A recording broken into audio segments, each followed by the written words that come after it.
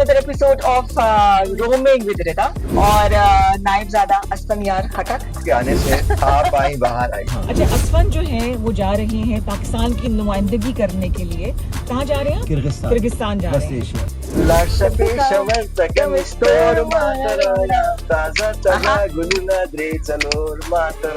देखा ना था कभी हमने ये समा ऐसा नशा तेरे प्यार। Happy birthday to you. शादी क्यों नहीं की अभी तक? तो शादी बस जो इंतजार कर रही है उसको हम मजीद इंतजार करवाएंगे। रक्स जो है वो खुशी के लिए भी है, फतह के लिए भी है, गम के लिए भी, हर एक चीज के लिए है। गम में कौन डांस करता है? अब जैसे हम लोग हमारी जो कोहाट की पट्टी है, कोहाट, हंगू और एकसई और खुरम एजेंसी, तो वहाँ पे हम लोग मातम जो करते हैं मौला हुसैन अलैहिस्सलाम का, तो वो हम ढोल रबाब हारमोनियम के साथ। क्या शिकायत है आपको सबसे?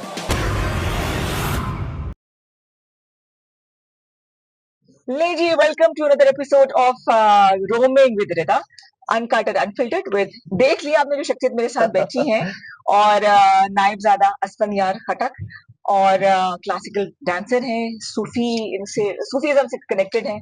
और इसके अलावा मैं अक्सर उन लोगों को बुला रही हूँ अब तक जिनकी वजह से इस्लामाबाद जाना जाता है। सर जी अस्सलाम वालेकुम। आदाब से कैसे हैं आप?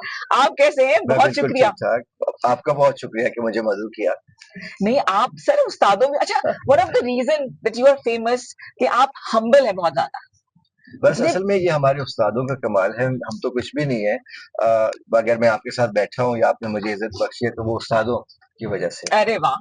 खुशहाल खान खटक की 10th जनरेशन में आप आते हैं ना, 12th जनरेशन में, और रक्स कर रहे हैं। मतलब कोई आपको शर्म नहीं है? आप सूफी के नाम से इतने बड़े सेंट कहूंगी उनको मैं, और डांस कर रहे हो आप।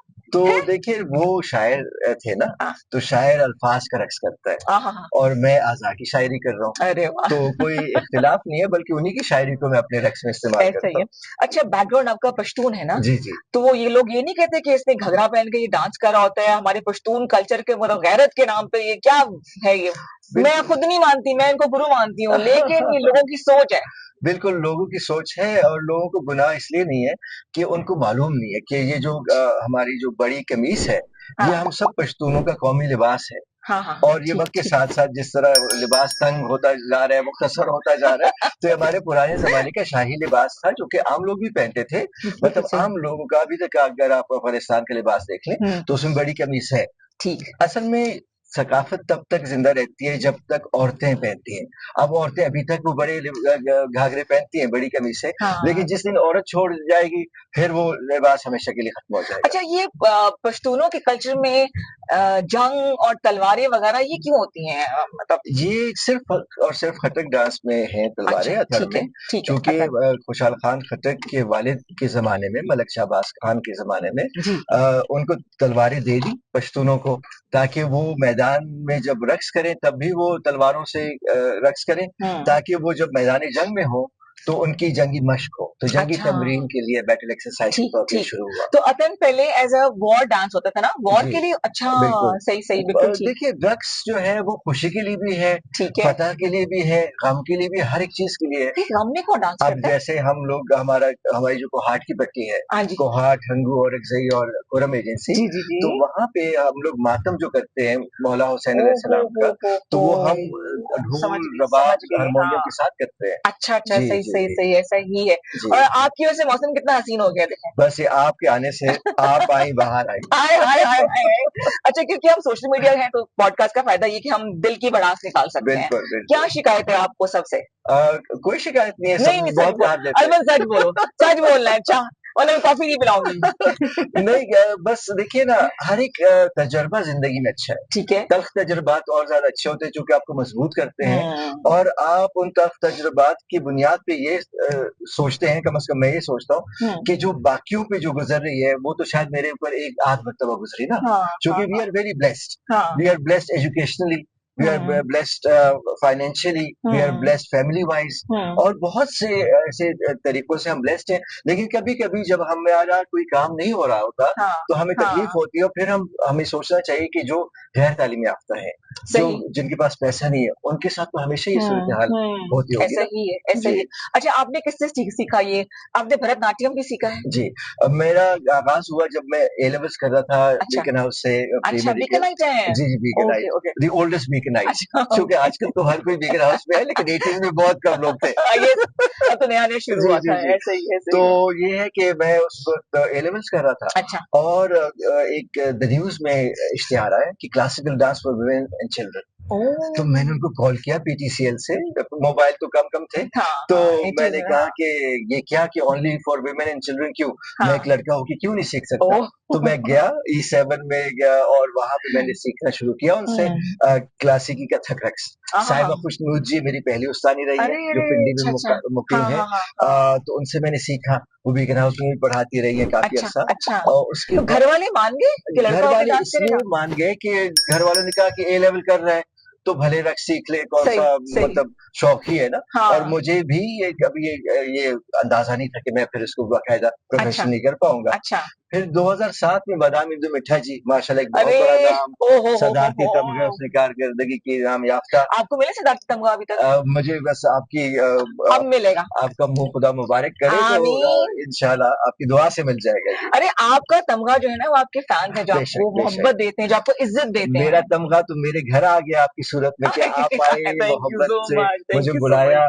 देखिए, इससे बड़ा तमगा और क्या हो सकता है कि लोग आपसे प्यार और इज्जत से मिलते हैं। यही कमाई होती है। लेकिन जनाब, अगर मेरी आवाज पहुंचती है ना सदारती ऐवान तक, तो आप एक हीरे को जो है ना वो मिस कर रहे हैं। पता नहीं किस किस को दे रहे हैं तमगे, जिनको जानते भी नहीं है हम, तो इनको भी तो मिलना चाहिए ना। ये कोई बात है? मेरा आपका प्यार ही हमारे लिए तमगा है, और आपका ये ऐलान हमारे लिए तमगा है। बिल्कुल जनाब, ये याद रखें। अच्छा, मेरी दुआएं दूसरों के लिए बड़ी कबूल होती है। अच्छा, तो मेरी दुआ है कि अच्छा तमगा मिलेगा आपको इंशाल्लाह।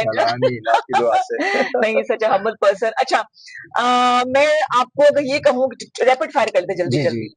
आपका जो है अतन या भरतनाट्यम? अतन। चाय और कॉफी? आप तो कॉफी पिला रही है, लेकिन वैसे चाय। दाल चावल या आलू गोश्त? दाल चावल। अच्छा, चरसी टिक्का या बन्नू का पुलाव? चरसी टिक्का, दोनों वजूहात की बुनियाद पे, चरसी और टिक्का भी। बड़ा खुला बोला। अच्छा, मुनाफिकत को पसंद करते हैं या झूठ को पसंद करते हैं? दोनों को नहीं करते। हाँ, बिल्कुल भी नहीं करते। बिल्कुल भी नहीं, बिल्कुल। अच्छा जी, Pakistani classical dancer, Indian classical dancer? Pakistani classical dancer या इंडियन तो पाकिस्तानी, चूंकि हम तो यहाँ के बाशिंदे हैं, तो तारीख में तो वो भी हमारे पास ही आएगा। हिंदुस्तानी क्लासिकी रक्स। तो रक्स को हम तकसीम नहीं कर सकते, हम सब एक है जी। मौसीकी का शौक है आपको? जी बिल्कुल। गाते भी हैं? थोड़ा थोड़ा कभी कभी होना तो चाहिए थोड़ा सा एक लाइन चले हम नीचे गा लेते हैं, क्या सुनाएंगे? तो ऐसा कोई हो जो आपको भी यानी आता हो? चलिए मैं छुटकियां बुझा लूंगी। हाँ, सही कौन सा गाना है? तो गाना क्या पश्तो में गाओ? अच्छा, प्रियो है ना। हाँ, तो पश्तो में एक बहुत मशहूर, सबको पसंद है, लाडसा पेशवर तकम स्टोर मातराणा, ताजा ताजा गुलुना द्रे चलोर मातराणा, लाडसा पेशवर तकम स्टोर मातराणा, ताजा ताजा गुलुना द्रे चलोर मातराणा। तुमको कसम है मेरी नाना हाथ खाली, आंखों में बसने वाली मेरे चमन के माली। अच्छा, तुमको कसम है मेरी नाना हाथ खाली, आंखों में बसने वाली मेरी चमन के माली। अच्छा, ये वाली कह रहे, मैं वाला कह रही हूँ, तो हमने खुद ही जो है ना वो चूज कर लिया है। शादी क्यों नहीं की अभी तक? तो शादी बस जो इंतजार कर रही है उसका हम मजीद इंतजार करवाएंगे अभी, ताकि सब्र का फल मीठा होता है ना। गारंटी है फल मीठा मिलेगा। मीठा मिलेगा और पक्का मिलेगा। ऐसा ही है, इंतजार है जी। अच्छा, सोचा कि लाइफ पार्टनर कैसी होगी? लाइफ पार्टनर ऐसी होगी जो रक्स को कम से कम पसंद करेगी।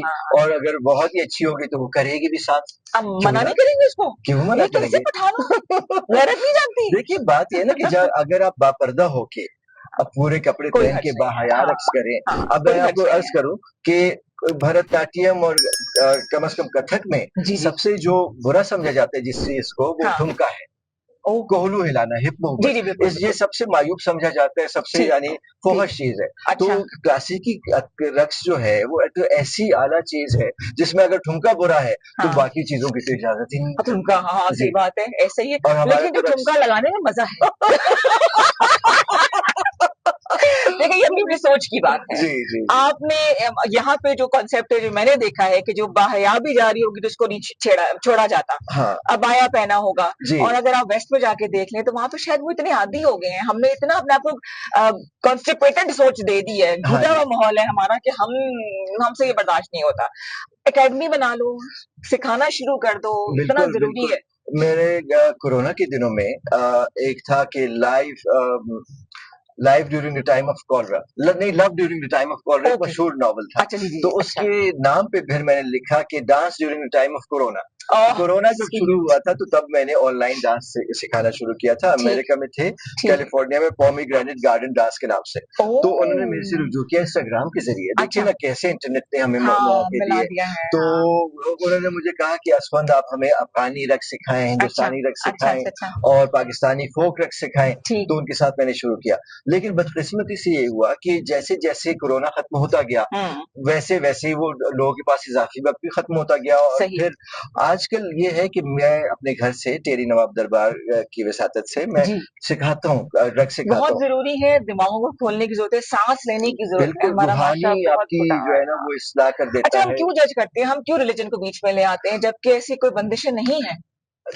हमें देखिए मजहब कभी याद नहीं रहता, लेकिन जब रक्स की बात आती है या क्लासिकी रक्स की बात आती है बाकायदा, तो हमें मजहब याद आ जाता है। मजहब हमें टिकटॉक में फौज वीडियोस देखते हुए बिल्कुल नहीं याद आता। वो वीडियो देखिए आपने जो मैंने अपलोड की थी कल परसों? बिल्कुल अल्हम्दुलिल्लाह। वो देखिए मजहब का नाम भी इस्तेमाल कर रहे हैं, यानी गलत इस्तेमाल कर रहे हैं, अस्तगफिरुल्लाह। असल में मजहब में रक्स मना नहीं है, इस्लाम में बिल्कुल रक्स मना नहीं है, क्योंकि हर वो शाइस्ता चीज, हर वो खूबसूरत चीज जो कि खूबसूरती में हो, बाकायदा बापर्दा हो, उसकी ममानियत नहीं है। देखिए मौलाना जलालुद्दीन रूमी साहब बल्कि जो थे हमारे अफगानिस्तान से, वो अफगानिस्तान में पैदा हुए मौलाना जलालुद्दीन रूमी, तो वो भी तो रक्स करते थे, ठीक है, लेकिन आजकल जलालुद्दीन रूमी के साथ भी रक्स को मंसूब नहीं किया जाता। रक्स का लफ्ज ही मुझे ये कल्चरल चीज है, ये ट्रेडिशनल चीज है, आई डोंट नो।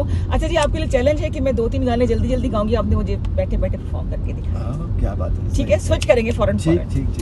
देखा ना था कभी हमने ये समा ऐसा नशा, तेरे प्यार, happy birthday to you, happy birthday. मैंने तो मोमबत्ती भी बुझा दी।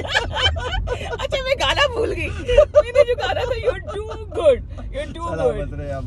बहुत अच्छा लगा आपसे मिलके, और क्योंकि पॉडकास्ट हमारा बड़ा छोटा सा है और इनको बहुत जल्द आप देखेंगे। मैंने छोटा सा टीजर एक बनाना था, अगर मौसम अच्छा हुआ तो उसको भी बनाएंगे। अब हम जा रहे हैं कॉफी पीने के लिए, कोई मैसेज देना है तो जरूर दे सकते हैं आप। बस मैसेज मेरे यही है कि जिस तरह हमारी रिदा साहिबा हैं, जिस तरह वो खुश खुरम रहती हैं, आपको खुश खुरम रखती हैं, आप भी खुश रहिए और रक्सा रहिए, गाते रहिए, नाचते रहिए, जो कि जिंदगी यही है।